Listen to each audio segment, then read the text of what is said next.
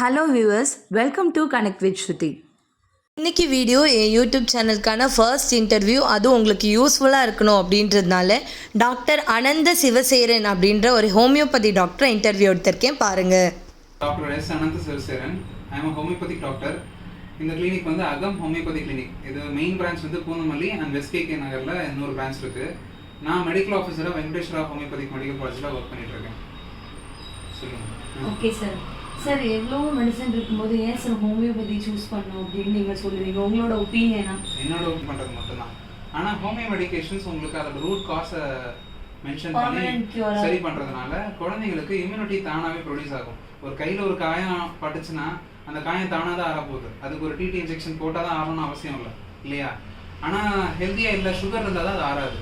அப்போது நம்ம பாடியில் அது சரியாகிறதுக்கு ஆல்ரெடி ஒரு தன்மை இருக்குது. அது பேர் ஹோமியோஸ்டாசிஸ்ன்னு சொல்லுவோம். நம்ம ஃபிசியாலஜிக்கல், அதாவது தானாகவே தன்னோட பாடியில் இருக்கிறத தெர்மோஸ்டாட் மாதிரி கிட்டத்தட்ட நார்மலாக வச்சுக்கிறதுக்கு ஒரு தன்மை. நம்ம ஹோமியோ மெடிசன்ஸ் அதை இன்டியூஸ் பண்ணி நம்ம பாடியை தன்னை தானாகவே சரிப்படுத்திக்க வச்சுக்கும்.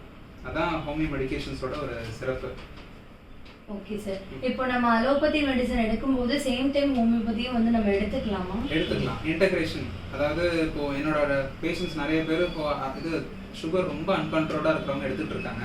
அவங்களுக்குலாம் காலில் பர்னிங், இந்த டயபெட்டிக் நியூரோபதி, ரெட்டினோபதி, நிறைய காம்ப்ளிகேஷன்ஸ் இருக்குது. அதெல்லாம் நம்ம ஹோமியோ மெடிசன்ஸ்னால சரி பண்ணுறோம்.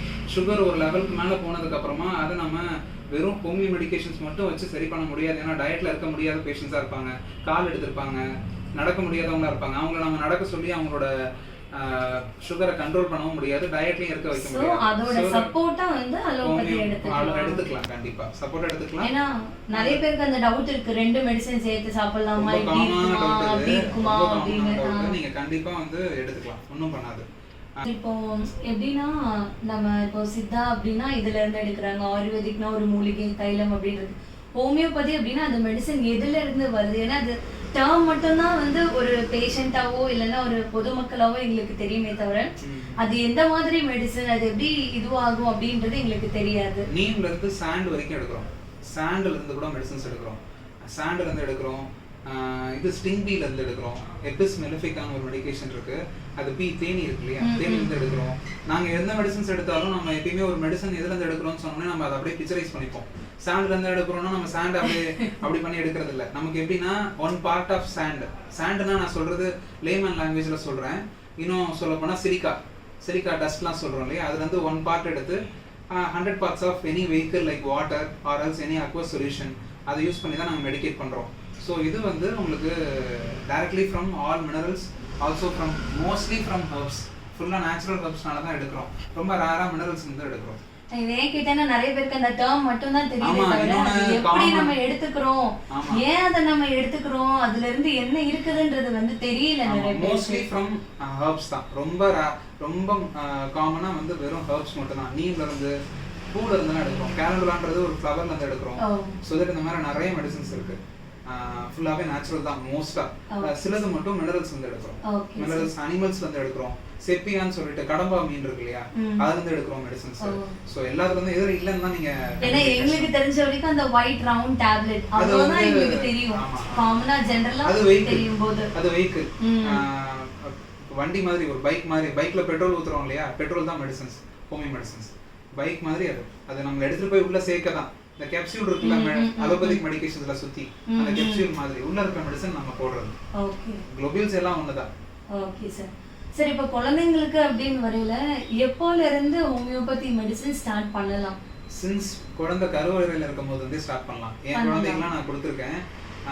ஏன்னா வந்து இந்த ஆன்டி மயாஸ்மெட்டிக்னு சொல்லுவோம், vaccination starts before birth also. நாங்க அப்போ இருந்தே நம்ம மெடிகேஷன்ஸ்லாம் கொடுக்குறோம். என் குழந்தைக்குலாம் நான் முன்னாடியே கொடுத்துட்டு இருக்கேன். நீங்க அதனால இன்ஃபான்சில இருந்தே கொடுக்கலாம். இங்க நம்ம கிளினிக்ல 15 நாள் பிறந்த குழந்தை 15 நாள் கழிச்சு போத்தி எடுத்து வந்து காமிச்சிட்டு போனாங்க மெடிசன்ஸ்க்காக, நேசல் கன்ஜஷனுக்காக. நான் பார்த்துட்டு இருக்கேன். ஏன்னா நமக்கு ஒவ்வொரு எமர்ஜென்சி வரையிலையும் ஒரு இது வரையிலையும் நம்ம என்ன சூஸ் பண்ணலாம், நம்ம பேபிக்கு எது பெஸ்டா இருக்கும் அப்படின்ற மாதிரி பேரண்ட்ஸ்க்கு நிறைய கன்ஃபியூஷன் மட்டும் இல்ல, பேனிக், ஆங்ஸைட்டி, அந்த நேரத்துல என்ன சொல்றது தெரியாம பதறி போய் ஒரு ஹாஸ்பிடல் கதவை தட்டுவாங்க. அவங்க என்ன சொன்னாலும் அப்ப அவங்க கேட்பாங்க.